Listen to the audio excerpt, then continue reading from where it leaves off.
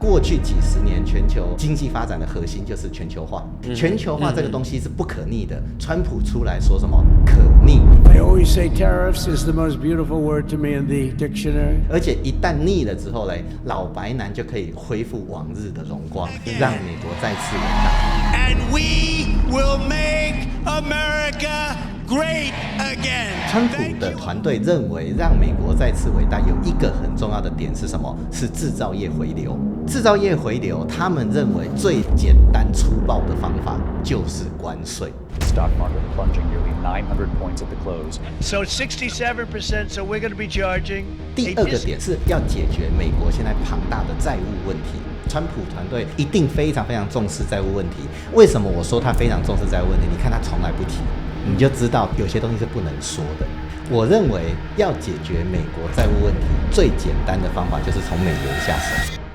美元霸权这件事情还会持续下去吗？美元如果霸权没有再持续下去的话，会影响到美国的国力也掉呢，还是美国国力会起来？如果美元失去霸权，那美国还会有霸权吗？不可能。这个美国非常清楚，而美元的霸权现在牢牢的系在美国的债务问题上面。即使川普这样子的狂人，都不见得敢动美元哦，因为动美元会造成全世界大颠覆，后果会很难预料。关税很好预测啊，美元极度难以预测。Navarro 加他的团队，他们知道一动美元，债务问题就解决了，但是他们都不敢动。川普在美元这件事情上面到底在想什么？Ryan， 欢迎回到节目了，终于等了很久，就是敲碗很久，终于回来了。是，感谢 Aiden 的邀请。对，大家好久不见，真的好久不见了。对，那么我觉得上次我们聊的时候已经差不多一两年前了。然后整个世界都已经改变了。是的。其实那个时候就已经很动荡，如果大家还没有看，可以去看我们之前那个影片。对，现在世界已经大改变了。对，所以一切都已经大翻转，所以我们今天就要开始聊。我们讲大改变，基本上就是所谓的川普当上总统嘛，是的，已经当了7-8个月了吧？是的，7-8个月了。对，那当他当总统的时候，我一直听到很多媒体讲一件事情，我想问你这个，很多人说川普是不可预测的，你认为呢？好。我觉得所谓的川普不可预测啊，它是一个概念而已。就是川普他是一个不循常规的人，所以如果你用常规的方法预测他，你确实觉得他相当的不可预测。但是如果你从他的思路来看这个人，然后你摒除掉一切道德、价值、商业、国家观的话，其实他一路走来都依循着一条属于他的一条路。对，所以我认为某种程度来说，反而它是更好预测的。OK， 所以简单来说，如果说以一个投资一个角度，一个逻辑或者很数字的角度，对这所有东西，它这个应该说半年来，然后我们有看到股市上上下下的这些事情，其实它是有逻辑可循的。是的。那么我觉得我们开始可以先了解一下这件事情，因为我觉得川普这件事情已经造成世界很大的改变了。那么我其实很想要先问一下，就是 Ryan 说，在川普当选之前，我们过去熟悉的这个事迹之前，比如说我熟悉的，比如说是2008的金融风暴啊，然后 QE 啊，这些所有的金融政策或者全球化啊，我还记得当时我们有本书很有名，叫做地球是平的啊，是对那本书，我记得当时出来说是超级圣经的嘛，对不对？对。那么这个是比较像是我们过去的一个世界的秩序，然后川普上来之后完全改变。你可不可以稍微带我们回顾一下这些历史？好，然后再到川普现在做的这件事情，让我们可以有点基本的了解。OK， 其实整个说起来啊，它是一个非常明确的脉络哦，就是从工业革命之后啊，就是全球开始你可以这样子说，工业革命一个很重要的起始点就是蒸汽机的发明。蒸汽机的发明在改变世界格局上面，我认为最重要的是火车的出现，因为它把所有的人的距离瞬间拉近了。好，那我们都知道啊，你说在工业革命之前啊，全世界可能99.9%的人一辈子不会离开自己的村庄，能够到隔壁村去就已经是见多识广的人了。好，那但是工业革命以来啊，突然发现，我走1天的时间到隔壁的村庄，我靠，突然间我上火车如果坐了1天的时间，我可能已经到国家的另一端了。是突然间大家发现啊，原来交流是这么有趣的事情，而且你看到了很多你无法想象的东西。那这个东西也是什么？也是那个李嘉图的比较利益法则出来的一个很重要的原因，就是我们突然发现。如果我一辈子都只能在我的村庄，那我当然必须把所有的事情都做了。例如什么，我要吃东西，我要织衣服，对，我要做个草席睡觉，我要拉个牛车出去耕田，所有事情都得自己做。但是你突然发现，如果你可以走到一个你从来没有想象到的世界的时候，你会发现在那边织衣服特别的便宜，而你只要1天的时间就可以到那边。那是不是干脆？然后我的专长是种稻米嘛，对，那我是不是把我的稻米跟他换衣服？这就是比较利益法则。结果两边都越来越繁荣。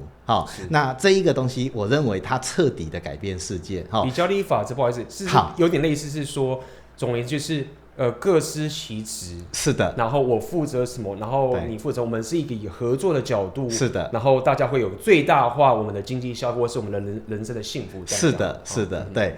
其实近代啊，比较利益法则一个很重要的实践，其实就是张忠谋的台积电。了解。对，其实，在张忠谋之前，大家就知道半导体是未来，但是没有人想到半导体产业可以切得这么细，细到一个晶圆的代工本身就可以成为一个公司甚至一个产业。是张忠谋那个时候李国鼎找他回来之后啊，就是他们想出了这个概念。老实说他们很确定吗？没有人很确定，也是孤注一掷啦。结果没想到成功了。他们成功的做到什么？做到啊，所有东西你能够把它切到非常非常的细的话，那你就有机会得到什么利润的极大化，因为所有的成本会大幅降低。好，这一个东西啊，就引导出所谓的全球化这个概念。我们知道 WTO 是1990年代开始的嘛，对，全球化的概念就是因为大家突然发现，我在亚洲，我在亚洲做制造，我在美洲做销售，以前这是不可能的事情。为什么？因为从亚洲坐船到美洲可能要1年的时间，半年的时间，那我做出来的东西早就烂掉。但没有，现在飞机出来，轮船出来。1个月时间都算久的了，都算久的，所以变成说我们可以把比较利益法则应用到全世界这个范畴。好，那我们就发现原来全球化是这么的重要。然后全球化下去之后啊，从90年代啊，其实90年代对全球化有3件很重要的事情。好，第一个是美国的资讯革命。好，就是我们知道由软体的 Microsoft。然后由这个硬体的 Intel 来引导的这个电脑革命。我们知道那个时候就是电脑，就是开玩笑，你隔1年你的电脑就已经是旧的了。那个时候进步非常非常的快，算力一直在提升。所以在那个时候美国的资讯革命是一个很重要的事情。第二个是那个俄罗斯在苏联解体之后啊，他们向全世界供应源源不绝的天然资源。所以突然间全世界发现啊，哇，原来我要吃东西是这么便宜的，原来我要一些金属是这么便宜的，对，而且那边的蕴藏量非常非常的丰富，而且他们非常非常愿意拿出来卖给我赚钱。好，那当然运输早就不是问题了。还有第3件事情就是中国向全世界输出极度庞大的劳动力。好，这个我相信大家最熟的。90年代连续发生这3件事情啊，我认为这3件事情啊，促使全球化进一步的发展。好，就是我们突然发现，把所有东西送到，我从俄罗斯进口一大堆的东西。然后我从美国那边汲取非常非常高端的知识，然后把所有东西送到中国去生产制造。哇靠，比所有东西在我国家做便宜多少啊？对，中国生产制造完之后再送到全球去贩卖，还是比我之前做的东西便宜超级多。这个东西造成90年代爆炸性的发展，而且没有通货膨胀，因为无止境的劳力，无止境的矿场，无止境的这个农产品，造成通货膨胀根本上不来。即使经济高速的发展，就到了我们的近代，就是什么 WTO 出现。那中国加入 WTO 当然也是一个非常非常重要的概念，就是全球化。好，但是全球化下去之后啊，就发生川普说的倾斜。好，就是啊，突然发现去中国制造超级便宜，所以我最好所有东西都拿去中国制造。所以美国就没有制造了。好，然后原来这个俄罗斯的东西这么的便宜，对，那我突然间就发现说，那我何必开采我自己的矿场？对，我们都知道台湾早期被日本开采最多的金矿乃金瓜石嘛，后来是被开采完了。但是就算没有开采完，你觉得在金瓜石开采金矿会比在南非开采金矿便宜吗？不会，它就不会的。所以这个东西变成已经没有太大的意义了。好，但是突然间你就会发现，哇，原来我所有的原物料都要从俄罗斯进口，我都要从澳洲进口。那原来我所有东西要做成产品都要拜托中国，这就是川普发现的。全球化确实让东西变得非常非常便宜，但是却让每个国家极度的倾斜。美国最多的是什么？消费。中国都在生产制造，然后全世界有少数的国家一直在生产很多的原物料，这样子的倾斜就造成很多人的不满。我认为这是川普串出来一个，那包括他的第一届串出来一个非常重要的根本原因。所以你说的倾斜的意思，我可不可以把它解释成说到底就是在这个分工的过程中，你会发现每一个国家它会在这一个整个大经济生产或什么的一个情形，大家会有个决定性的角色，对，没有人可以完全垄断这所有的过程，这个叫所谓的倾斜。对，那后来你说会造成很多人不满，对不对？好，那这边我就想问一下 Ryan， 就是说，可不可以说的比较细节？好，这个所谓的不满是指什么？好，这个是一个非常根本性的问题，非常棒的问题。我这样子说，就是川普的当选。主要是靠像刚刚开始的时候跟 Adam 在讨论啊，就是说你把美国有钱的地方拿掉，其他的地方都挺川普。你看多么神奇！川普是一个怎样？川普是一个奸商，大家都知道川普他就是个商人，而且他是一个恶名昭著的商人。对，为什么最后穷人都挺他？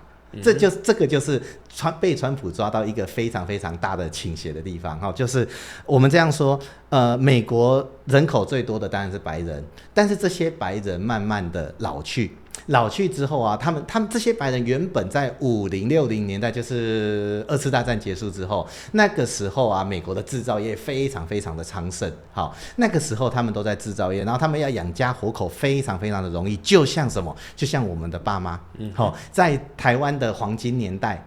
那个是他们的就业的时候，所以他们突然发现要养家活口并不难。你可以很轻易的找到一份工作，你的工作每一年都在升职加薪。重点是什么？好像3-5年存一点钱，3-5年买一栋房子不是一件太难的事情。如果你一口气存个15年，你甚至可以在台北市的市中心买一栋房子，好像这一切都是理所当然的。当初的美国的这些大量的就业的白人男性就是这样长大的，但是长大到70、80年代之后，制造业开始往哪边移？开始往日本移。好，美国的这些所谓的老白男，就是年纪偏老白人男性啊，突然发现他的工厂慢慢的在裁员，慢慢的在停工，然后自己的薪水也不会上涨了。所以他们开始感受到一些奇怪的地方。好，然后日本之后又移到哪里？又移到台湾跟韩国，所谓的亚洲四小龙。对，好，然后就移到中国。移到中国啊，是一个非常大的导火线，因为中国有太庞大的劳动力，它根本可以吸收全世界的所有制造业进去都没有问题。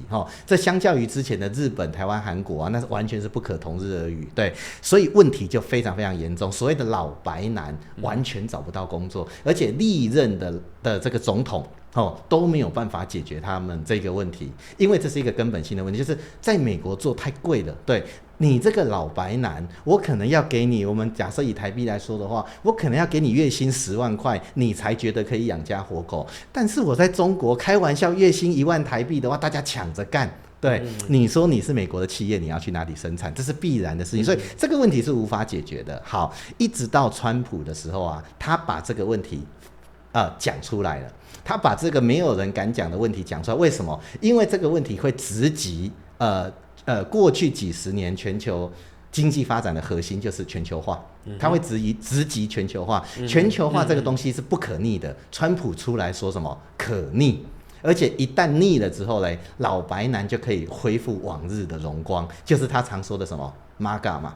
让美国再次伟大，这就是川普喊出来，所以他的整个思路是非常非常明确的哦。你听完，你听他的思路非常非常的简单，但是什么？但是非常非常的明确，对不对？我们不知道，我们永远不知道事情对不对。但是他的思路非常明确，这就是呼应刚刚我们一开始说的，其实川普做的所有事情都是可预测的。理解。所以我们可以说，依照刚 Ryan 的这样的分析，这是一个很大的趋势。比如说，如果一个国家，这个一个 case 要随着贫富不均嘛。就是毕竟我们是一个，毕竟还是个投票的一个国家。那么如果跟民意发现说，为什么有一群有钱人，他们就是最有钱？比如说，据我所知，美国那些高科技啊，或者金融业的，他们占了整个美国的财富的甚至一半以上嘛，对不对？对。那这个势必一定会造成一些问题。就无论说这个到底是怎么讲，是一个过度扭曲的问题，还是真的实质的问题？那它发生了这件事情，那以 Ryan 的角度来讲，就是说，因为发生这件事情，这个大事，一个全球化完全可逆了。对。然后因为有太多的人实在过得太不爽了，对，这样讲。对。那么，另外我想问的问题是，待会我想要再问那个川普的这个经济策略之前，我想要去了解一下这个为什么会造成这个结果？因为我们大家都知道说中美竞争这件事情等等。其实我稍微想要去理解一下的点是，刚刚说的全球化的分工这件事情，对不对？当然，如果说我们是没有任何的利益纠葛，或者是我们没有想要，我们都想要合作的话，那个全球化当然是一件好事。对。但照理来说，变得也就是说，如果你是我完全不可取代的，那如果今天你忽然，比如说你是帮我做这个，不管晶圆代工或者什么东西，你是一些工厂合作的时候，大家都很开心。但是如果不合作的话，那我不是就完蛋了？对不对？所以其实我自己觉得也是个。全球化这件事情，当然那时候是个龙井流水，但是如果冷静想想，没有啊，就是我们比如说我们开一家公司，如果现在有你公司最重要的一个东西是被某一个人给把持，然后没有人可以弄的话，你当然会有所紧张嘛，你会想要避险嘛这件事情。所以这部分我也想问一下 Ryan， 就除了刚那些老白男，就是你说那些人这些开始变穷了以外，一个针对一个国家，他难道不会想要说，我是不是可以避险一下，不能都全球化？那至少要让，就像可能美国说，至少要有回归。是的，但他也不可能就是完全闭守，对，他还是需要别人帮忙。是的。那我想问 Ryan 说，可不可以说这个全球化的逆势是有点类似，我要稍微避险一下，不要让一些关键的东西被其他的人给绑架？讲得太棒了。对，其实我们说的比较文雅一点，叫做避险。对，但是其实对川普来说，他要的是逆转。好，为什么我可以把一部分的制造业弄回美国，就可以刺激一下美国的就业市场，然后缓解一下这些老白男的焦虑，对，而且也会产生一定的效果。而且避险就是什么？就是我们不求有功，但求无过嘛，免得到时候如果出什么事的时候，我们什么都没有。但是川普的意思不是这样，我不是要避险，我是要逆转。对，今天我可以叫台积电来我们这边盖个晶圆厂嘛，对，但是没有，他要的是台积电把一半的产能都移到美国去，所以他没有在跟你玩什么避险哦，他在跟你玩的是逆转这一件事情。那为什么川普需要这么激进的政策？不是因为他本身就是一个怪人，是因为他看到了所谓的中美角力，重点在这个地方，他知道避险对美国来说不够。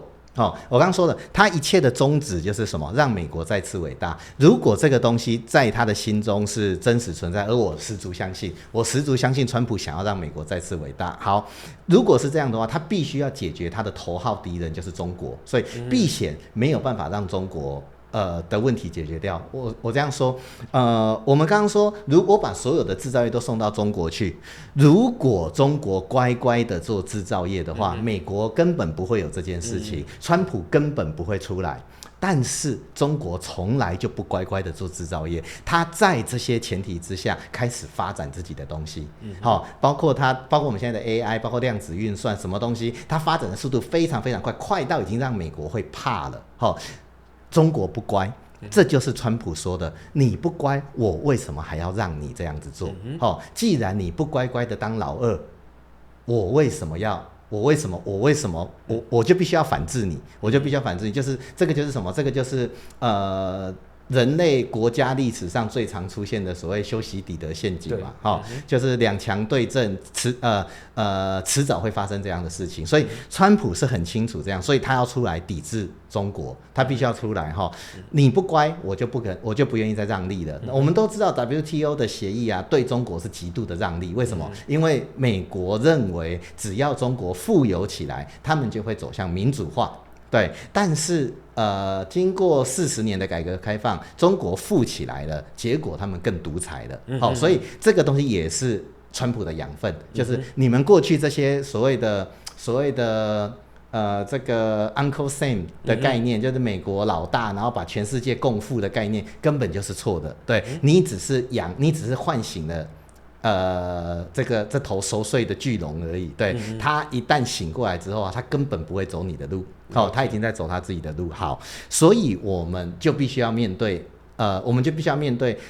应该说川普他就是必须要面对这个问题，他没有在跟你玩避险，他必须要逆转这一切的东西。所以很多人会说。我们就举大家每天都会看到的手机好了。如果我让 iPhone 回到美国制造，我们第一个直觉是什么？我们第一个直觉是 iPhone 会变超贵，对，会变超贵。但是这件事情是不是一定会发生？不一定。好，这个是大家，所以大家都说制造业回美国，这根本就是一场笑话。这东西变这么贵，怎么可能？对。我的公司在做日本生意的，所以我太清楚日本的人工有多贵了。对，但是台积电去熊本盖了一间工厂对，你想过吗？台积电要付钱给日本的劳工，这个成本是高多少？真的这么严重吗？其实不一定，因为它牵扯到非常非常多的层面。川普他用了一套非常特别，而且我认为是错的经济学理论，来解释这个东西。他认为所谓的制造业回流美国并不会造成严重的通货膨胀。那一套经济理论我们有空再说。我认为他的那套经济理论的本质上是不对的。我认为会造成通货膨胀，但是没有大家想象中的这么严重。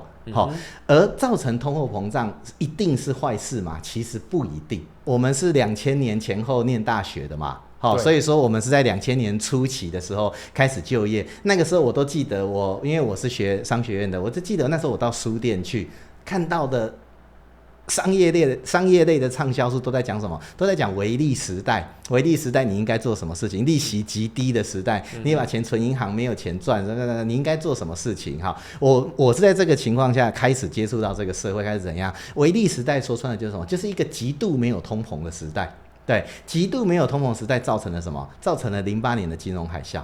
对，所以没有通膨真的是一件好事吗？有通膨真的是一件坏事吗？不是。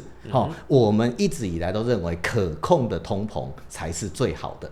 可控的通膨，川普他就是认为，制造业回流美国会创造出可控的通膨，而这一切都是对美国有利的。了解，所以我们待会会一个一个来拆解，因为我觉得刚刚 Ryan 已经有讲到很多，包含就是接下来我们会来聊到就是所谓的大家讲的川普经济学2.0这件事情。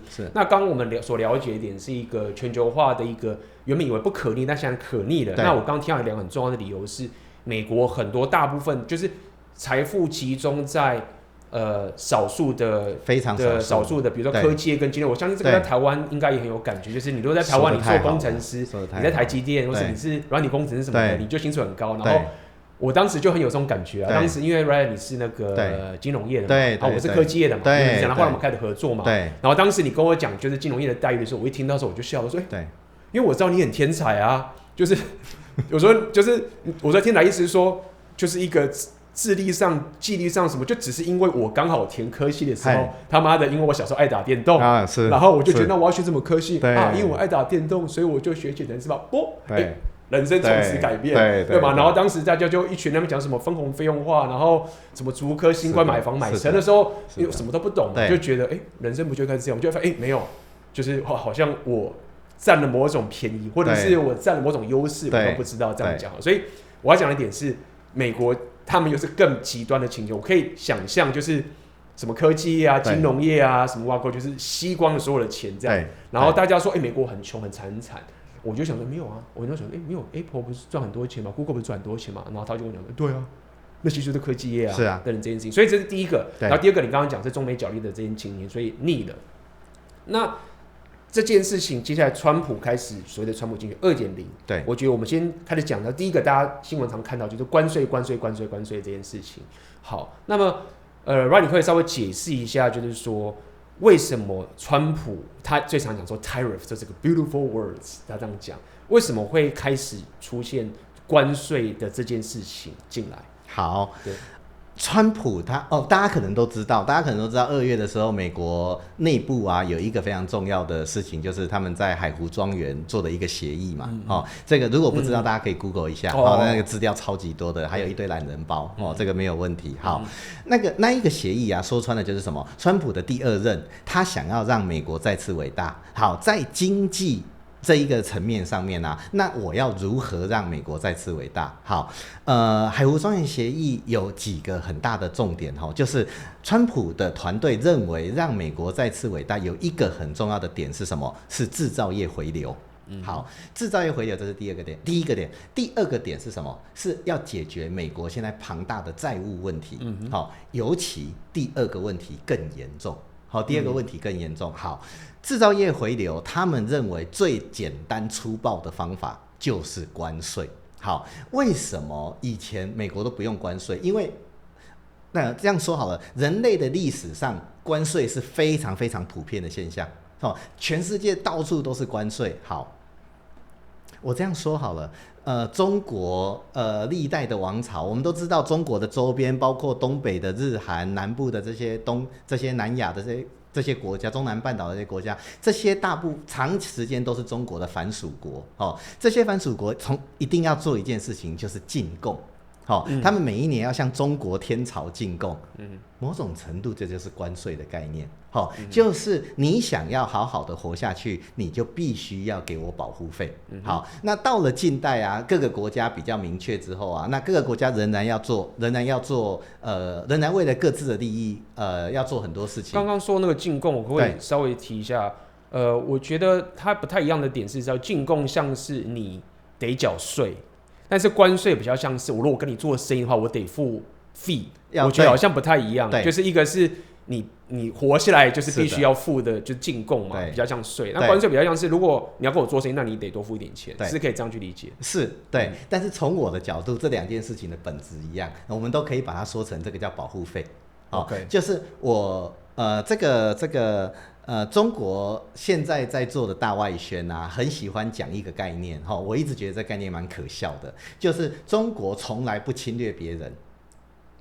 因为他要相较美国嘛。美国当初打了韩战、越战，然后现在中东他也要介入啊，然后这个乌俄战争他也要介入啦。什么东西他都要介入，但是中国一直在讲大外宣，就是我们从来不侵略别人。这一句话从我的角度听是蛮可笑的。如果中国所谓的中原从来都不侵略别人，现在的中国只有黄河流域。长江流域乃至于广东、福建、台湾，这些从来就不是所谓的大中国的一部分。他们元朝也是中国的一部分，合理吧？他们会认为元朝是？对，元朝是被侵略。所以我把蒙古人打回去，这叫什么？这叫收复中原。没有，我是说中国不是说元朝，就是因为我之前在乌克兰，他说元朝已经攻到成吉思汗已经攻到欧洲那个地方去了，他们认为元朝不是中国的一部分。对，他们又说蒙古人叫元朝。对啊，所以是我们中国的一个朝代，但是你这个朝代又打到欧洲去啊，对，这个是最没有，那个是在他成为中国的一部分之前才打过去。我们中国把它教化的非常的和平的。我跟你说，这屁话谁都会讲。OK， 好。对，如果你要去回顾过去的历史的话，你会发现真实的历史其实所谓的中国是在黄河流域而已。对，好，那我们姑且不讲这些东西。好，现在的问题在于啊，我们必须要我们海湖庄园协议啊，它必须要解决美国现在要再次伟大的实际路径，它必须要把它弄出来。好，所以我要想解决方法之前，一定要先想什么？那我的问题是什么？对，我认为他们想到的两个大问题，就是第一个，制造业要回流，因为它要促进美国的充分就业。好，第二个是什么？第二个就是债务问题。好，债务问题相当难解决，而制造业的问题的话，他想用的就是什么？关税，就是你来我美国盖工厂，你就不用缴关税啦，对啊，那你为什么要去缴那个50%、100%、150%的关税？你不如就来我美国盖工厂就好啦。全球化啊，不是全球化，不是大家都在喊吗？然后大家都在说我川普不要全球化，没有啊，我非常欢迎你们来美国盖工厂啊，还有多少补贴，还有多少好处都可以谈嘛。就是这样子。好，所以他要用关税的真正目的是什么？他要让制造业进去美国。好，这个某种程度也是战略考量，就是说不能到时候出事的时候，美国什么都没有，我美国人除了会买东西以外什么都不会。对，好。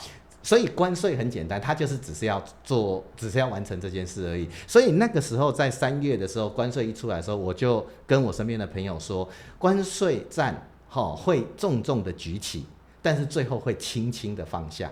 好，所以那一波的走势啊，就是完全照着这一个方向来走。大家记得，就是关税一旦出来之后，股市暴跌嘛，股市暴跌，然后川普不是还能跟在开玩笑一样，把全世界的关税调到那个可怕的数字，然后还在那边好像在玩一样，非常不尊重这件事情，然后就弄出什么给大家3个月的时间慢慢的思考之类的东西。好，然后股市就开始回升了。为什么？因为关税从来都不是川普的重点。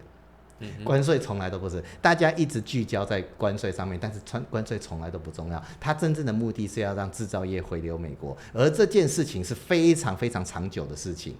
它可能是5年、10年甚至更长的事情。所以川普要创造出什么？他要创造出一个势，他要创造出一个趋势，就是制造业开始往美国来设厂。为什么？这些厂光服务美国、加拿大的人就绝对够养活你们了。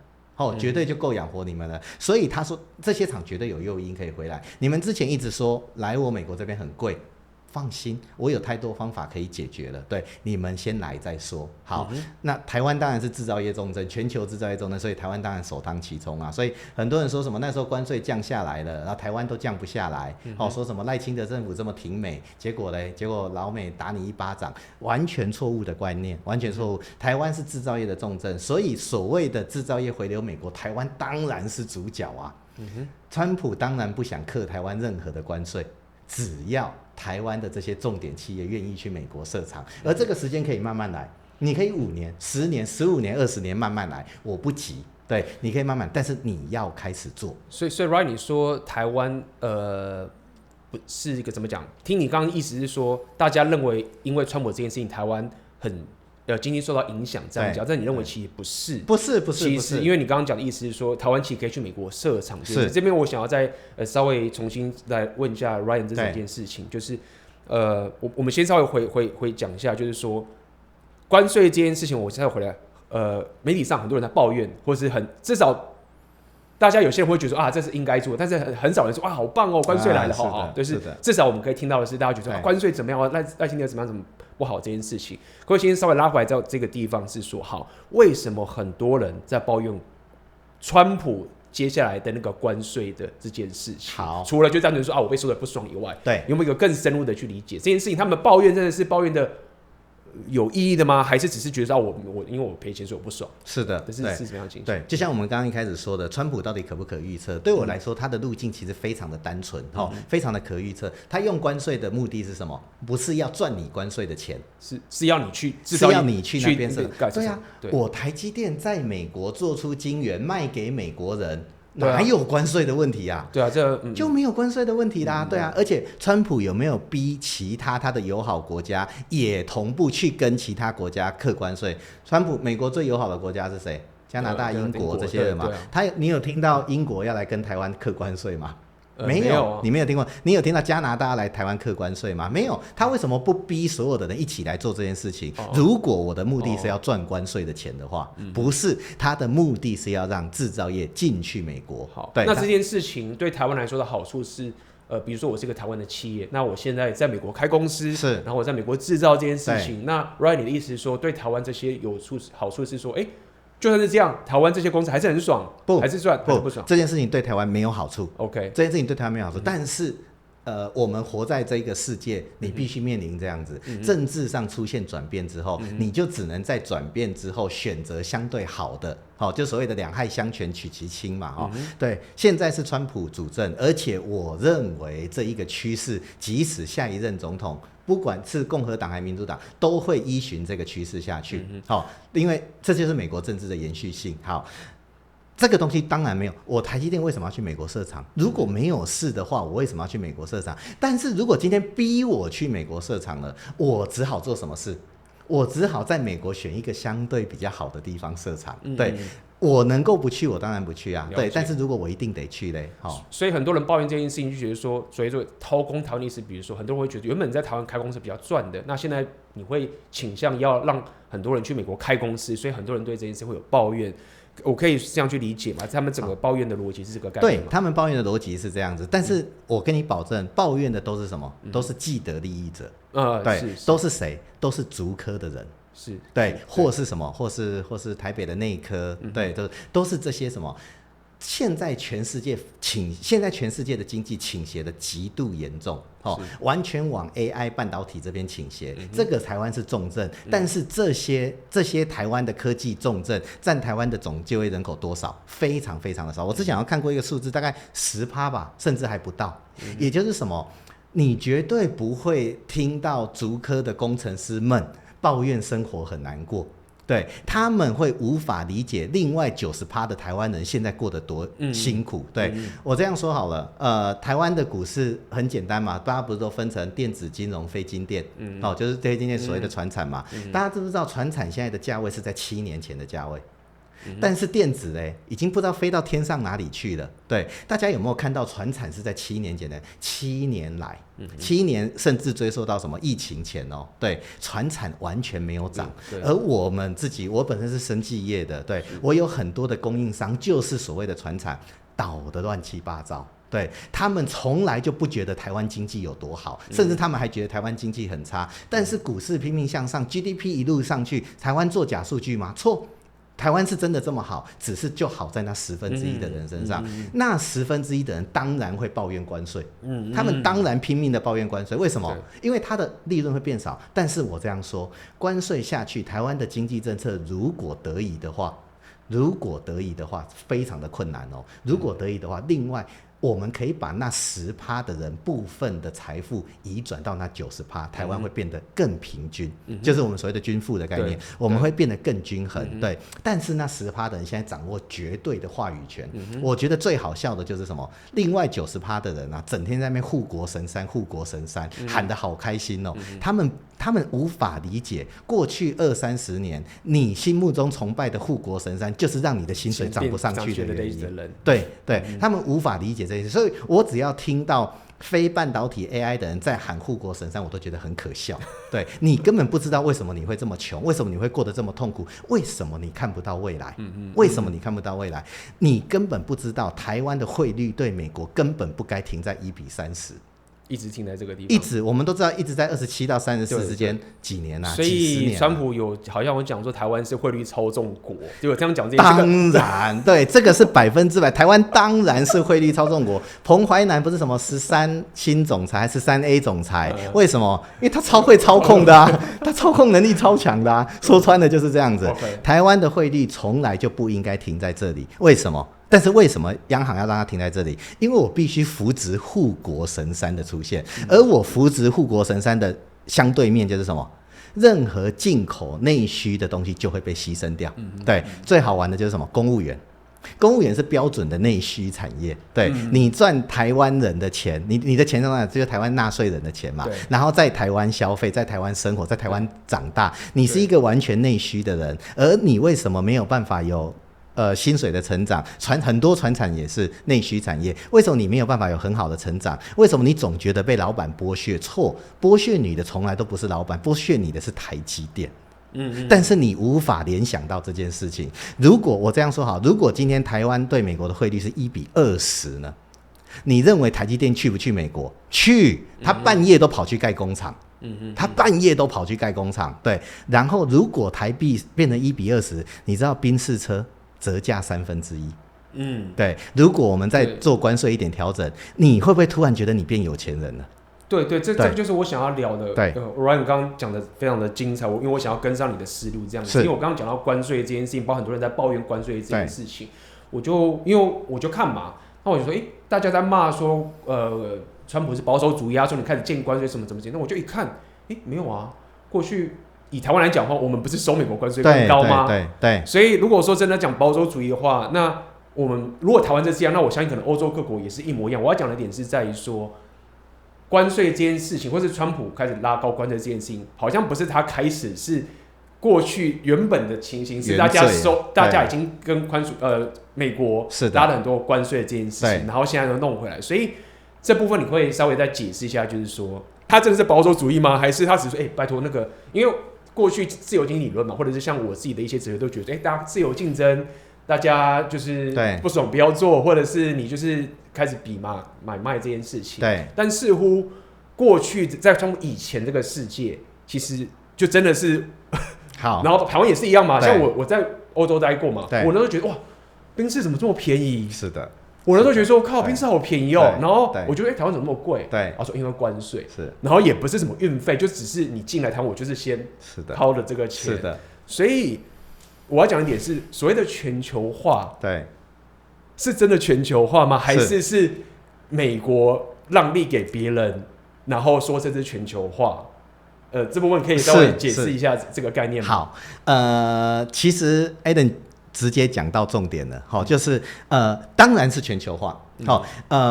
我们刚刚说 WTO 这个概念是90年代开始的嘛，在90年代之前跟现在来比的话，全球化太多了。但是全球化有一个很大的原因，就是从川普的角度，全世界能够全球化的这么顺利，是因为美国不断的，你刚刚讲的让利，直接让利，对，是因为美国这样像菲尔是的，是让利的，怎么让？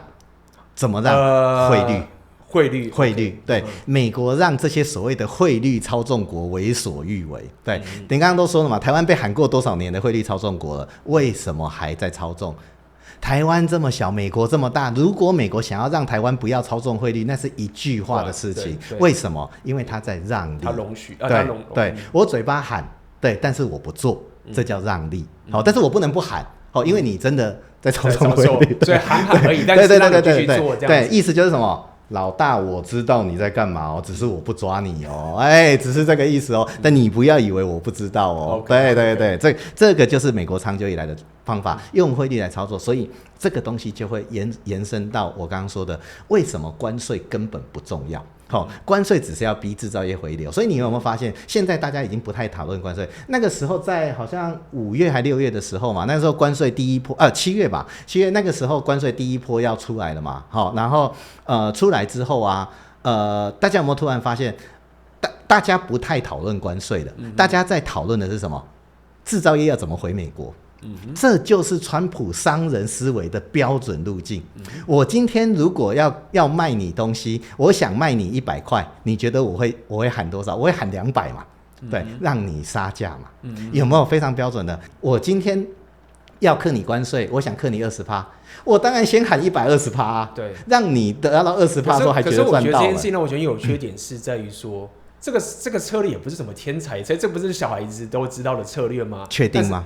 但是全台湾的人全部转在关税上面，没有人想到这件事情。没有，我刚刚讲的意思是说，他一个喊很高，然后让你杀价。我说这件事情，是大家都知道，对不对？对，好像是我说我想问你，应该是说过去美国的政府，或者是就为什么川普才做这件事情？因为这个是很无赖的手段。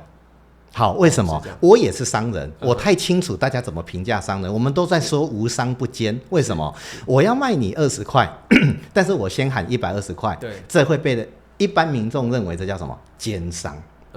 这叫奸商，但是他不知道奸的更可怕的地方在哪里。我卖你20块，其实背后的成本只有2块钱，对，只有2块钱，对，2块钱的东西，我喊到120块，再杀回20块跟你成交，我赚10倍，你觉得买到超便宜的？所以大家有些人发现这件事情，就发现这个叫做奸商，所以大家会觉得这件事情不道德。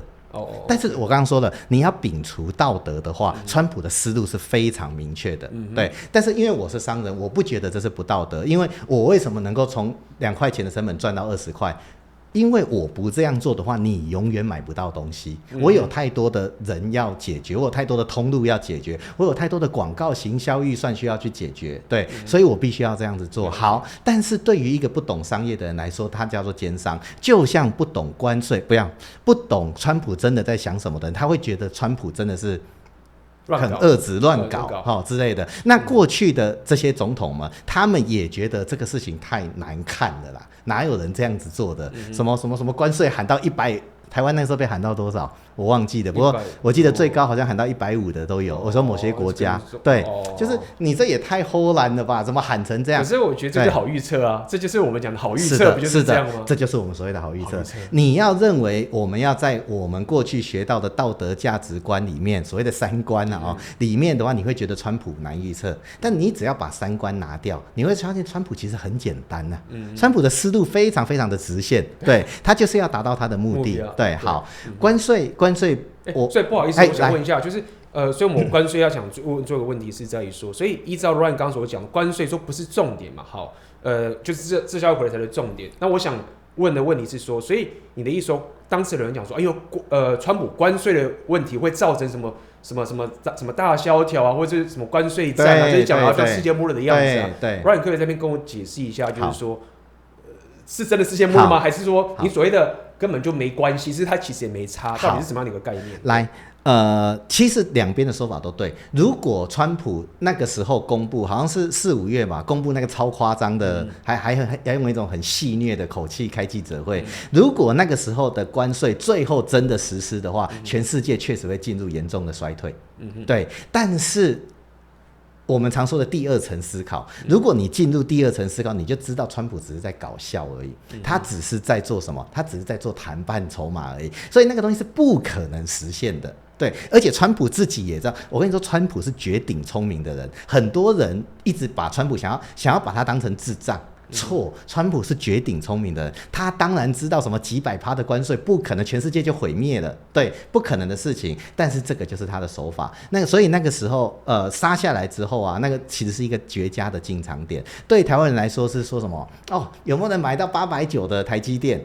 大家在想的都是这个东西。但是其实真正的思维是什么？真正的思维是我刚刚说的，关税川普最后会重重举起，但是会轻轻放下。对，所以如果你有看到这一点的话，你在当时就会是一个非常棒的进场点。台积电是不是890一点都不重要，而是趋势在那个地方。所以对于很多没有关心新闻的，或者我可以这样解释，就是说，当时新闻一直报什么几十、100什么，但是最后真实世界发生的东西，根本一次都没有，几乎都没有发生过。对，最终可能比如说10%，对，就是变成真正那些几十什么都只是喊，从来没有发生过这件事情，从来都没有发生过，大家都只是在那边喊要发生，然后然后其实没有，一个都没有发生过。对，而且最后几乎达成协议都是10%到20%嘛。OK， 那这个都是一个就是可控，大家可以接受，或是大家不会发生问题，所以你才会说不能接受啊，也不能，本来是0，突然变20%，我当然不能接受。我说不能接受是说。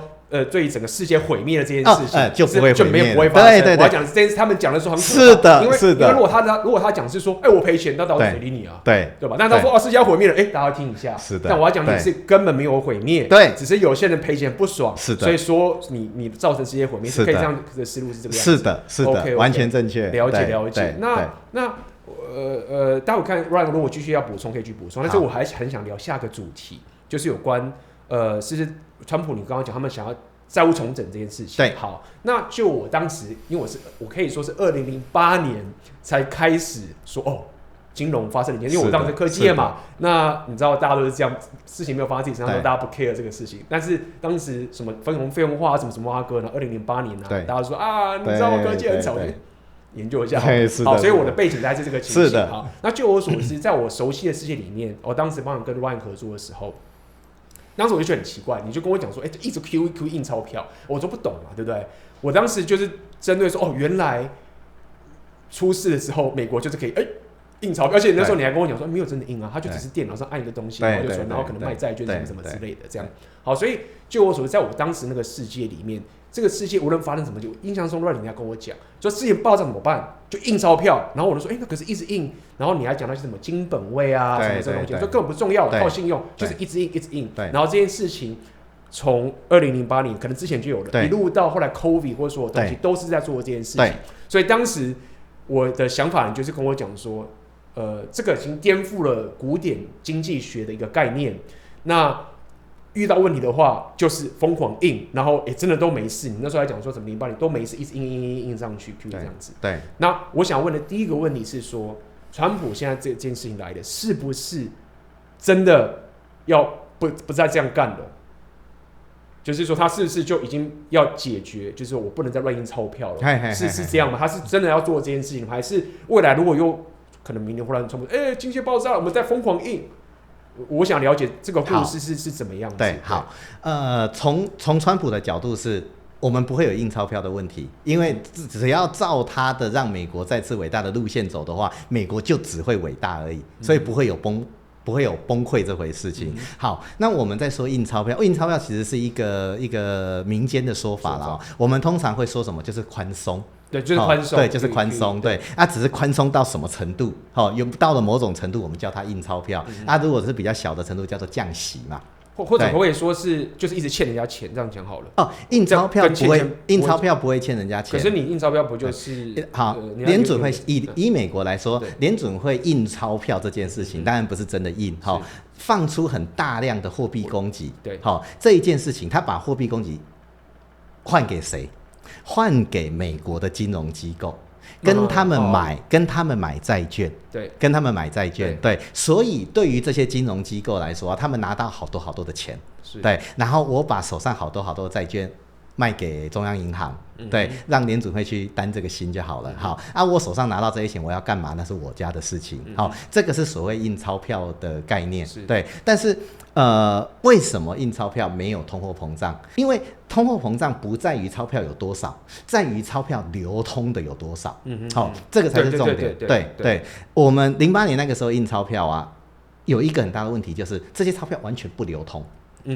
央行把钞票印给金融机构嘛，金融机构拿这些钞票不放出去，对，他们全部放在自己的口袋里面。但是放在自己的口袋里面会有利息的问题嘛，所以最后他们拿去干嘛？他们拿去炒股票、炒房子，对，拿去炒股票、炒房这些所谓的金融资产，对，或是什么，或者再去买一些更多的债券，而不是做银行本来应该要做的事情，借出去。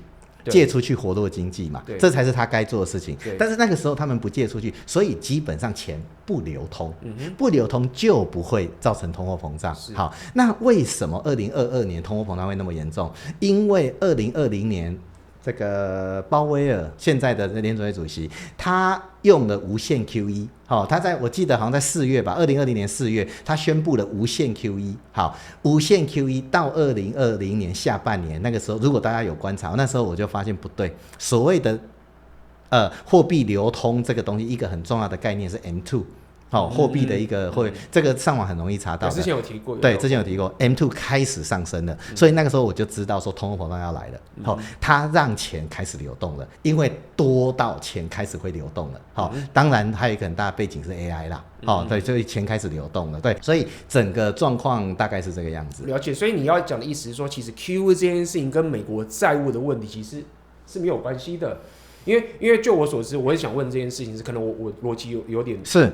不同的点是，就我所知是，刚讲是制造业在国外，对不对？然后美国制造业就没了。然后就我所知是，美国就是一直消费，是，所以一直有点类似是美国的经济荣景是透过消费的方式来达到这个经济荣景等等这件事情。那我只是一直在去思考，包含他为什么美国会一直欠钱，他们说债务的问题嘛，所以我以为就是我有欠债，我就一直印钞票去还这个债或者什么之类。可不可以稍微分析一下，就是说到底 QE跟美国债务跟川普现在的川普2.0的政策，他们之间的关联是什么？还是说其实一切都没有改变，就是也没有相关？好，其实印钞票跟债是完全直接的关系。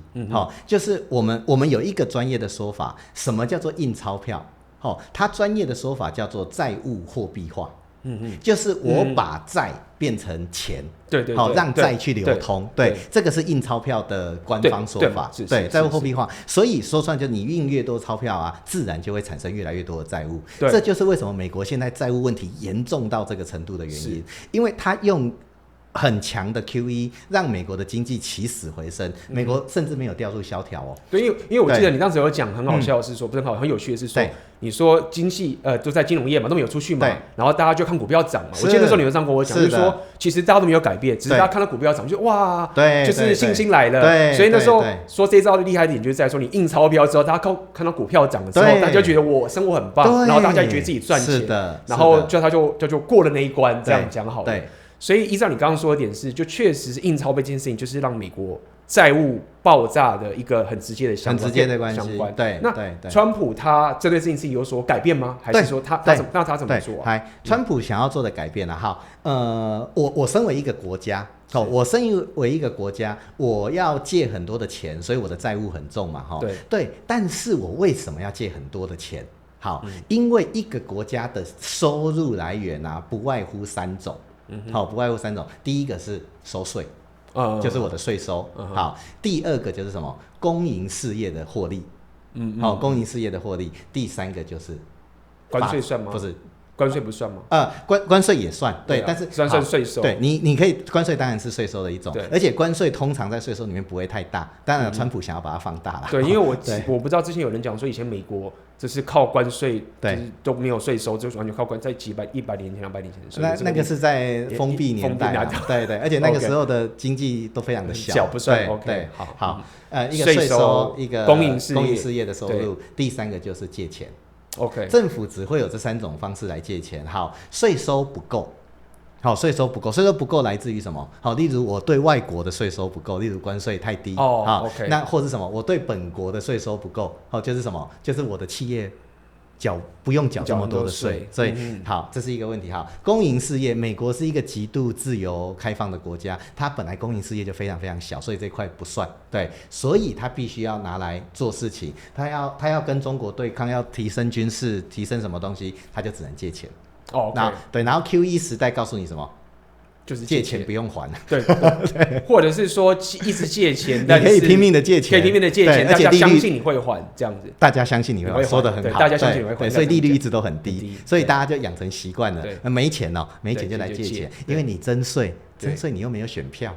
对啊，下次人民就北送啊，对啊，又没有，但是我印钞票，大家好爽啊，对啊，好，就是因为这样子，一个国家只会有这些收入来源，好，那川普现在要做的就是什么？对，公营事业不可能啊，在美国这个体制之下，公营事业是什么？这个是重要吗？这是什么意思？邮局。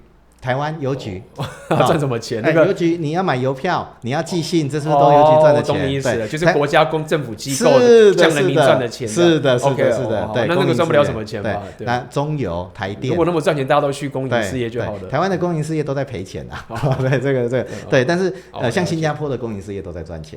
这个概念是不一样的，对，当然两边的经济不太一样。好，所以川普在想说啊，如果我不要再借更多的钱，我只剩下一条路，我要收更多的税。是对，那我要收更多的税，这个就会牵扯到共和党的理念。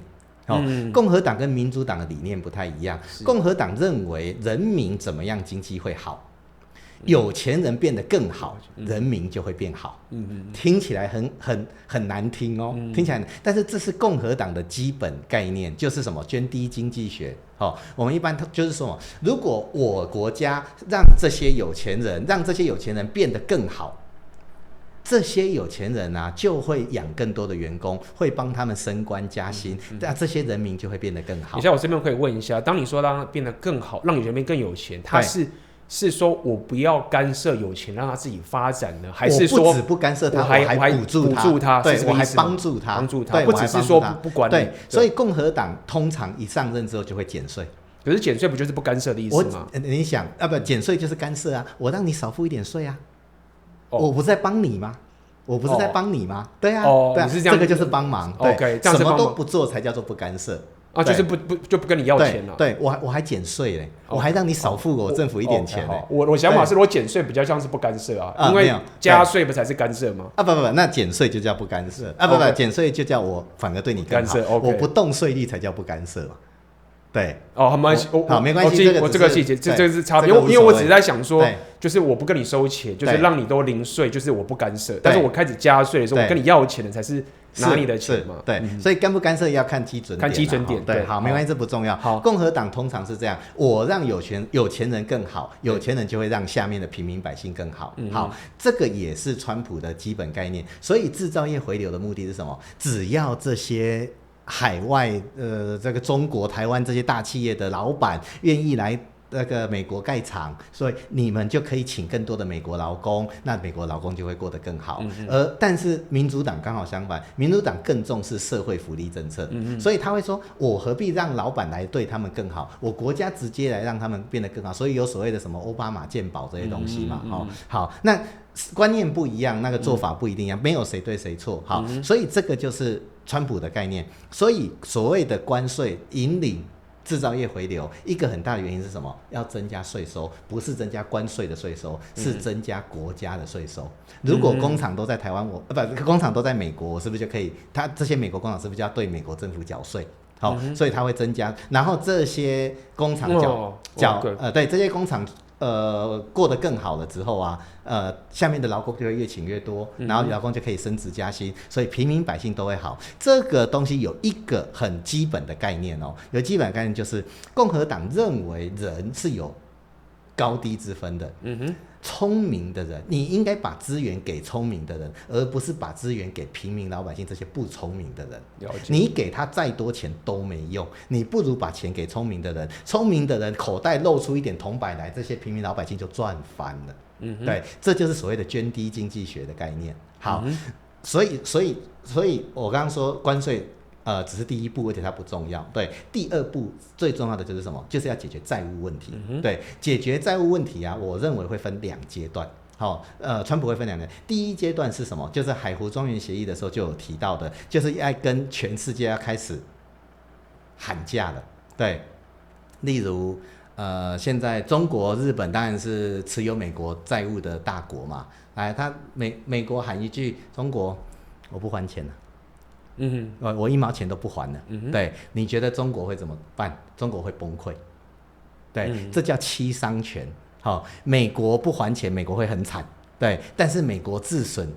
可是美国会很惨，我知道它会很惨，它会惨到什么地步？是惨到说没有信用吗？是变成说之后借钱也不能借，是这个惨吗？是的，你也不能 QE 了，你印钞票，美元就会疯狂贬值。对，但是这个是一个相对的概念嘛，就是说好，那谁比美国美元更厉害，或者是比美国更厉害？你说到重点了，这就是美国会对中国出手的地方。我美国不还钱，对我美国伤的比较大，还是对你中国伤的比较大？对，显然会对你中国伤的比较大。对，所以好，我不还钱，你不能接受嘛？对，你不能接受，你会开始在媒体上骂美国这个恶魔什么的。骂完之后嘞，我们要回来解决问题啦。对，没错。那我们来谈，那我还一半。对，那有没有标准川普的做法？关税先拉到150，最后给你20。对，那我还一半，然后另外一半呢？另外一半我拉到100年来还。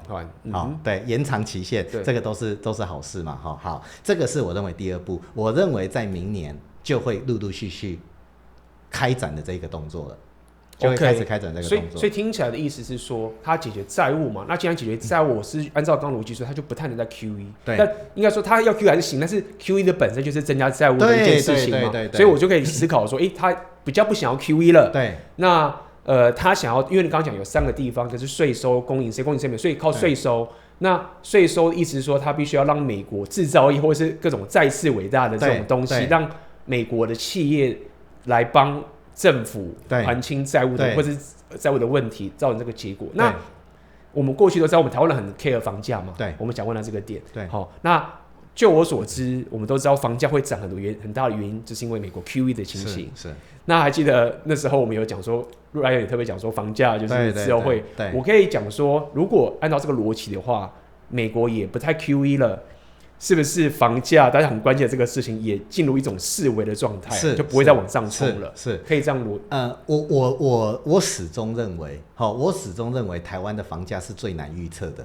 好，为什么？因为正常的房价，你从房子的基本面来说，会有一个很重要的点，就是利率。对，利率提高的话，每一个房贷的利息就会负担很重，理论上大家就不太会买房。但是我长期观察不太对，台湾人对于房子的执念远超过利率，对，是非理性的就对了。对，台湾人对房子有一种信仰，我一定要买房子，它再贵，那我就是勒紧裤带来缴房贷，而不是不买哦，而不是租房子。这个信仰如果存在的话，台湾的房价就会极度的难以预测。最近有一个红人，也很多红人了，最近很多红人，那其中红人叫做这个 Peter Navarro。然后大家讲说，这个人是川普背后幕僚的很重要的一个存在啊。那么 Ryan 对这个人有什么评价？认不认识他？对，就是你有跟我提到说这一个人嘛，所以我特地带了这本书过来哈。这个《致命中国》，这个是 Navarro 在10几年前写的书，好，然后我在7年前就看过这本书了哈，所以大家可以看到这本书已经泛黄的很严重了。对，那个时候我看完之后，我就觉得，我靠，这个人黑中国也黑得太凶残了吧，而且还引经据典哈，数据什么东西都有哈，他显然是有备而来的哈。但是那个时候看完之后，我也就不以为意啦哈，因为黑中国的人一直以来都有嘛哈。那没想到他现在掌握实权了嘛哈。那掌握实权之后，我就发现他真的开始引导川普慢慢的走向他这本书里面讲到的一些概念。好，那川普把中国视为威胁，视为对手，这个是谁都知道的事情，对。但是我要对这个威胁做什么事情，这个就很关乎到，那这个对手到底哪里威胁到你？我们都知道什么中国的高科技、尖端科技啊，对美国造成威胁，这些东西都不是短期的问题，那都是未来的事情。那10几20年之后才有可能会发生的事情。但是短期之内，就像刚刚说的，中国把制造业锁在中国，弄在中国，然后川普想要把它拉回去，但拉回去中国会让他如愿以偿吗？这个不一定嘛。对，那当然这有很多细节在里面，但是 Navarro 的一个重点就是美国长期以来纵容中国做了太多事情例如不尊重智慧财产权，例如 WTO 充分的疯狂的让利而中国怎么回报给美国的？就是用拼命的偷窃美国的东西，窃取美国的一切技术、情报，所有东西，然后开始扶植他自己的独裁主义。所以说 Navarro 认为说，我们现在要开始我不是我们现在，这本书10几年前就写了他10几年前就认为我们要开始这个抵制中国，我们就要开始改变很多东西，而不能把它当成小老弟，他已经变成你的主要对手了。是，那他意思是说，他本质上就是完全跟这个什么地球是平的全球化完全打对台咯，可以这样说吗？对 Navarro 来说他并不是很在乎全球化或不全球化，对他来说，他比较在乎的是中美这2国。如果他认为抵制中国的方法会让全球化下降，对他来说 fine 没有问题。但是过去很多的执政团队他们都会以不抵触全球化为优先，所以他们没有办法对中国做太多事情，因为中国在全球化的过程中扮演太重要的角色，世界工厂嘛，对。所以你一旦不想破坏全球化，你基本上对中国无计可施。但是 Navarro 一个思维最大的改变就是，你为什么要这么在乎全球化？你不需要这么在乎全球化，那你就突然发现我对中国有100个机车可以用了。对，整个概念。所以你的意思是说，因为现在的时事是这样子，所以他的策略或他的哲学刚好会对付到中国，还是说他其实就只针对中国这个国家，还是说这2件事一起的？我认为Navarro 他非常支持川普的让美国再次伟大这个概念。好，只是说Navarro 认为让美国再次伟大有一个很重要的点，就是要让中国弱小。就他必须要靠这件事情，所以他必须要开始控制中国。我们都知道中国不会弱小，他不可能弱小下去的，对。但是我必须要确保他永远处在老2的位置，他不能上来跟我平起平坐。这是 Navarro 我认为这是他的哲学主张。了解，这让我想要问 Ryan 一个很重要的一件事情，是我在思考这个东西，就是说，过去我们知道80年代的时候，日本是超强嘛。是对，然后那时候我记得，因为我那时候我只是后来回去读一下，就强到就是美国都是觉得说天哪，就是就是日本是要把美国给买掉了，经济什么什么，对，然后就是美国很惧怕嘛，对，然后我们也知道后来发生什么事情，就是有那个广场协议，对，或所有的东西，基本上就是美国跟日本说，就是太强了，你是要日元升值一下这件事情，然后最后日本就进入了30年的失落的，这我们都知道这件事情嘛。那我想问的点是在于说，经济上面一定是有竞争的。如果我们把这个当时80年代、90年代日本这件事情看在眼里的话，就会知道说 ，OK， 你经济太强，对，我三炮一定得做一些事情把你处理。是的。那我想好奇点是，如果依照这个 Peter Navarro， 对不对？他现在活在这个时代，所以中国是第2，对，但是在80年代第2是日本，对。那么我只好奇说，他的这个哲学听起来，比如说他认为什么制造业要回流啊，或者什么什么，对，他到底他的哲学是一个很纯经济的一个哲学思考呢，还是说没有？我要以我美国为主的东西来根据现在的时事，现在是中国强，那我得支持中国；刚日本强，我就用日本的方法。你觉得他到底是属于哪一种哲学模式？你讲到重点了，我认为他的目标是让美国再次伟大，也就是说，经济也只是手段之一而已。他的目标有一个很重要的，就是一定要打压中国，因为他的目标是要让美国独强。对，所以打压中国必然的。如果有一个经济政策是让美国会变好，但是中国也同步变好，我跟你说，他不会做。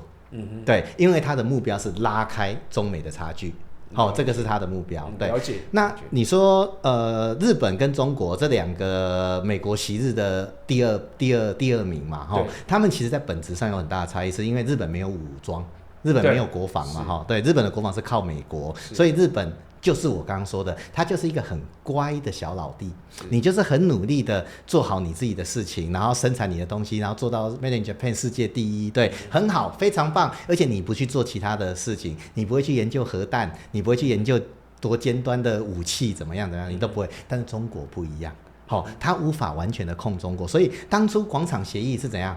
日本除了打落牙齿或血吞以外，他还能怎么办？美国说要斩你的汇率，你就是斩啊，对啊，没有什么好说的，瞬间就升值上去了嘛，对。但是中国嘞，我今天要动你的人民币，有这么简单吗？人民币没有那么简单，所以我才会说，川普会在债务问题上面会有2阶段，第一阶段就是我刚刚说的，直接对债做重整，第2阶段就是汇率。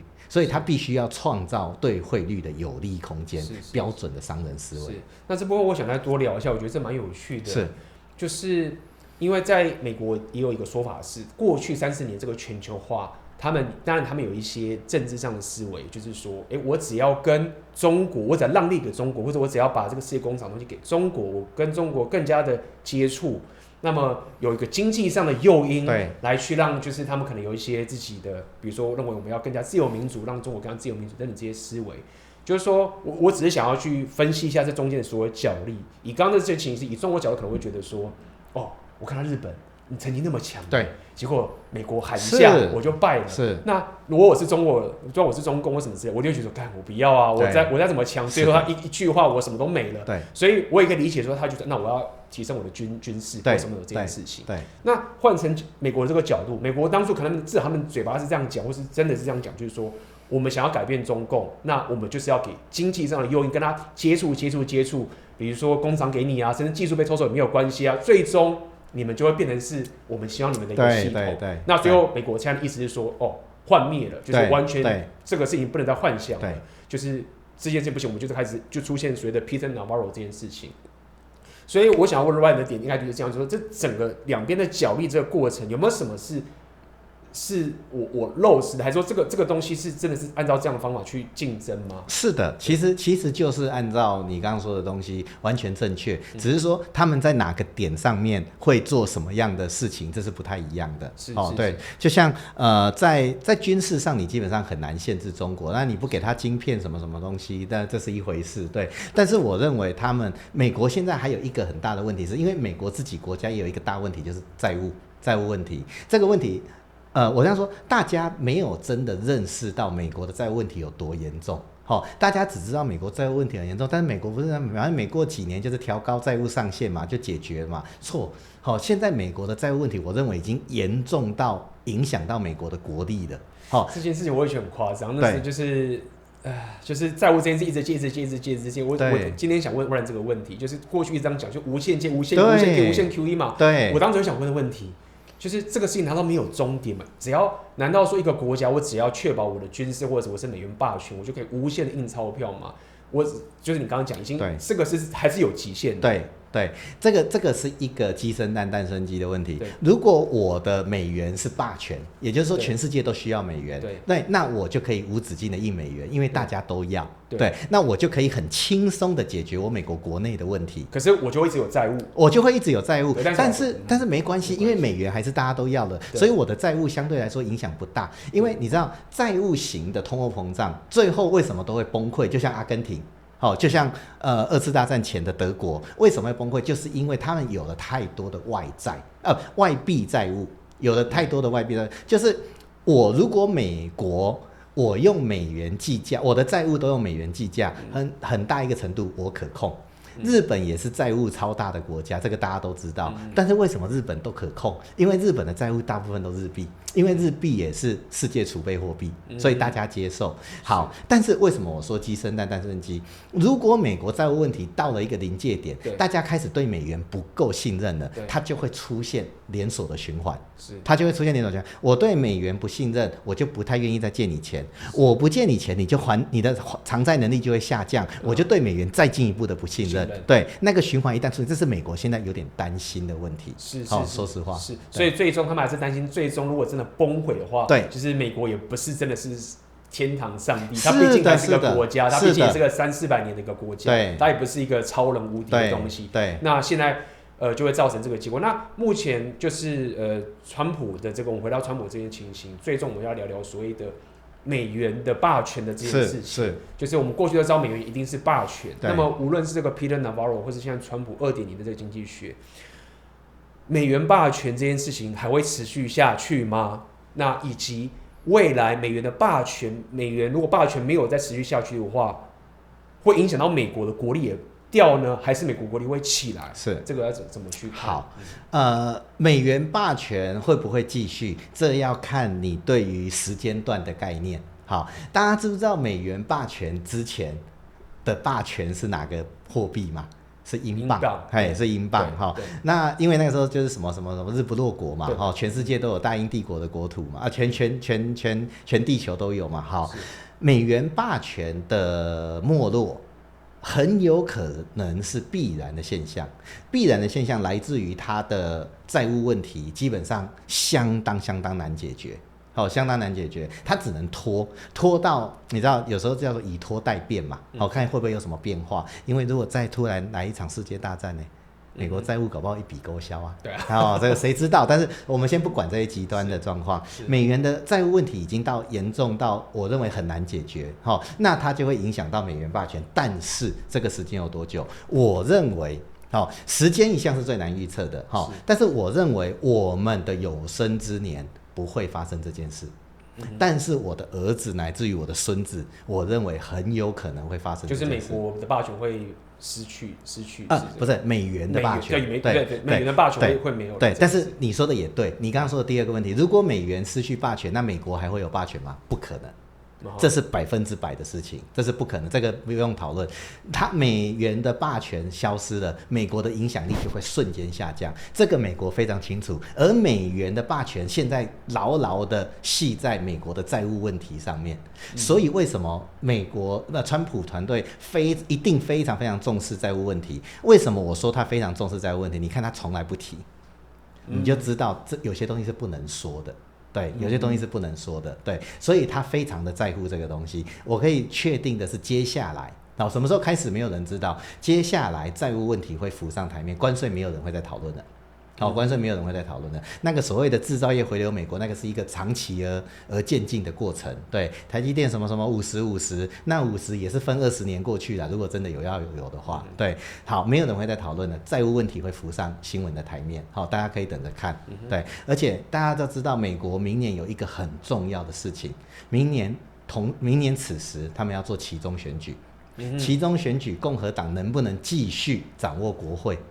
这件事情对川普很重要，非常重要，因为川普接下来要做的事情很大。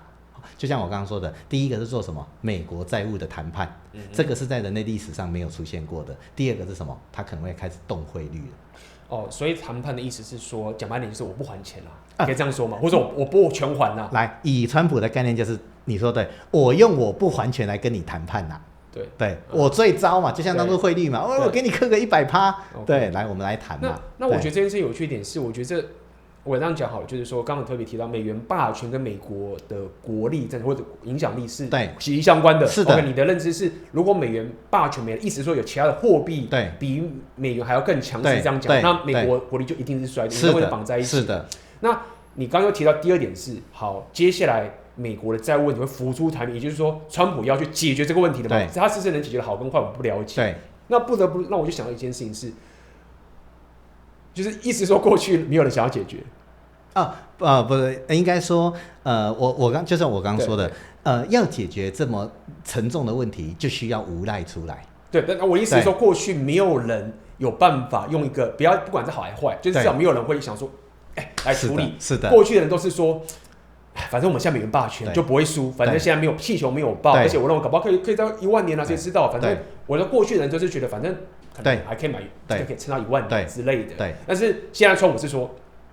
我不知道是1万年，但是我得解决这个问题。对，因为1万年1年爆炸也不好。对，但是我现在就觉得搞不好是1年后。对，所以我现在要解决。所以我想要再 rephrase 你刚刚说的意思，就是说，川普说到底跟过去的人比起来，对，他的意思说我要来解决这个问题。是的，是不是会爆炸？也许我不解决可能没事，一解决爆炸也有可能，但是他要解决这个问题。然后你说明年的这件事情。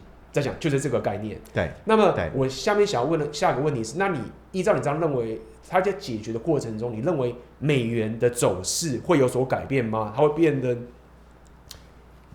这些事情？好，这是非常非常重要的问题。好，这一个问题啊，我们可以分超级多次来讨论。好，但是我把我的概念讲一下。好。我认为要解决美国债务问题，最简单的方法就是从美元下手。我只要再重现一次广场协议，美国的债务问题就消失了。对，美国债务问题，这就是我刚刚说的啊。我想要让台积电到美国设厂还不简单，我只要让你的台币升到1:20，台积电连夜都跑过去美国盖厂。对，因为你在台湾的竞争力就消失了。对，然后台湾的这些内需型的人就等于变相加薪了，而且是加薪多少？加薪30%。对，不是那边调最低工资。好，如果川普，我认为如果他再重现广场协议的话，问题会瞬间解决，就算没有全部解决，也至少解决掉一半。好，但是这中间会有很多的副作用。好，第一个是我要对谁做广场协议？对，汇率永远是相对的。我对人民币，我对日币，我对台币，我对英镑，不知道这个问题非常严重。说到最难的，我对人民币怎么做？对，中国一定会反制，而且它反制措施绝对会非常大，因为中国太清楚这个问题影响太大了。对，所以中国一定，所以他暂时做不了这件事情。好，川普暂时做不了这件事情。暂时做不了这件事情。第二个是什么？美元大幅贬值，现在美元还有这么强的公信力吗？会不会造成市场上的信心崩盘？你的债务这么重，你美元又大幅贬值，我靠，你美国不可信了。一旦信任出问题，一切就毁了，一切就毁了。对，好，所以。这件事情知识体大，所以我刚刚说这件事情非常重要，所以他要观察。我可以这样子说，我当然每天一直在吸收各种资讯进来，包括这些什么 CNN 啊这种比较八卦型的资讯，或者像经济学人这种比较学术型的资讯。其实我所有的资讯对我来说都有一个很大的点，就是川普在美元这件事情上面到底在想什么。对，我一直在观察，因为这个时间还早，但是我想知道他在想什么，他到底感到什么程度？因为即使川普这样子的狂人都不见得感动美元哦。所以动美元是指动美元的汇率的意思吗？可以这么说，汇率或利率，都有可能，对，都有可能。川普狂成这样的人啊，都不见得感动，因为动美元会造成全世界大颠覆。川普有没有呢？而且重点是什么？后果会很难预料。就像我们刚刚说，川普在可预测性，川普也希望他自己讲出来的话是可预测的啊。关税很好预测啊，对啊。汇率这个美元极度难以预测，对，连川普可能都没有信心。Navarro 加他的团队，他那个财政部长叫什么？不是财政部长，那个 Bateman， 贝森特，对。这些人我认为他们都没有信心，一旦动美元，他们知道一动美元，这个问题就解决了，但是他们都不敢动，因为一动的话，讲白点这是一个全世界的问题。一直你一动美元，虽然你在我跟你解析，但是大家对你们也不信任，对，所以简单来说，这是最可怕的trade off。我至少现在大家都信任我就是最屌的人。是的，而且他们也没有天真到认为说我永远是这么屌，因为过去英镑也觉得自己最屌嘛，那现在美元最屌了。我们现在认为美国是最强，是我们活在这个时代。是的，那你怎么就活在英国是世界海的这个情形？是的。所以他们现在要解决这个问题，但是他们的平衡点是，如果我动得太夸张的话，整个美元就颠覆，我国力就完全爆炸，钱还又怎么样？世界第一不是美国了，是这个情形。对，但是我认为以一个 long term 来说的话，例如说10年后回看，我个人认为，10年后如果你台币到1:20，甚至到1:15，我都不会太意外，因为我认为长期来说美元要贬值，不然美国无法用现在的方式续存下去。了解。但是美元贬值不代表美元霸权结束，可以这样讲吗？对，美元失势才会造成这个美元霸权的结束。这样说好了，当初广场协议，美元一次贬值50%。变得更强啊！对，为什么？可控很重要。了解，这就是我说的，他们目前还没有信心这是可控的。了解，所以按照我们这个逻辑来讲的话，我们至少可以有一个利基说，对，美国可能有意想要让美元贬值的这个倾向，至少不会让它升值来解决它的债务问题，可以这样说吗？然后你听川普到现在都还在对外说，我绝对支持强势美元。我跟你说这句话从我的角度是，这个是话术，只要美元强势，就代表大家都在用美元，但不代表美元汇率很强。对，这是一个话术。对，我支持美元要是继续是霸主，对，但你可以用贬值变霸主啊。对。那最后我们来聊个最近很夯的主题，高市早苗。OK， 因为毕竟日本跟台湾是息息相关的，然后高市早苗的当选也跌破很多人的眼镜。那么包含他的这个，他有很多人说他是这个安倍晋三的传人，对，所以那我们也都知道安倍经济学这个东西是大家认为安倍的3支箭。那当时我记得 Ryan 都有讲这件事情。对，那么 Ryan 怎么去评价高市早苗当选之后，美国他们的一些政策以及对台湾的影响？好，高市早苗对台湾有什么影响我不知道，但对我影响超大的，因为我的公司是做日本生意，我都是收日币，然后他一当选之后日币狂贬，所以我超惨的，我超惨的。好，高市早苗是安倍的人，这个是确定的，所以在经济政策上，大家认为他一定会遵循安倍3件的方向来走，就是什么？货币政策极度的宽松，然后财政政策适度的刺激。然后再加上那个一些锚定的政策面的东西。好，但是我认为高市早苗不会，方向会在这里，但是他不会完全照着这个方向做，尤其是什么货币跟财政这2个政策，我认为它的重要性会相反。我认为他会轻轻的去处理货币政策，但是会重重的处理财政政策。简单的说什么？高市当然了，还有下礼拜，是这礼拜15号嘛？15号是下礼拜，对，下礼拜他才确定会不会当选内阁总理嘛？对，还不知道哈，当然很有机会了哈。那他当选之后，当然才会推出他的经济政策哈。那这个不用说，但是我认为日本现在的利率并没有安倍时代的条件的背景，现在日本的利率必须要上升，最近日本的公债已经在反映了，所以他没有办法动利率，所以最终他只能动什么？没有办法动货币政策，他最后只能动财政政策。对，财政政策继续刺激可不可以？当然可以，对，但是日本现在的通膨也开始出来了。已经出来，不然那个日本的30年期公债不会飙到历史新高。好，一旦是这样的话，它财政政策再刺激下去，只会继续刺激通膨。这件事情真的是对的吗？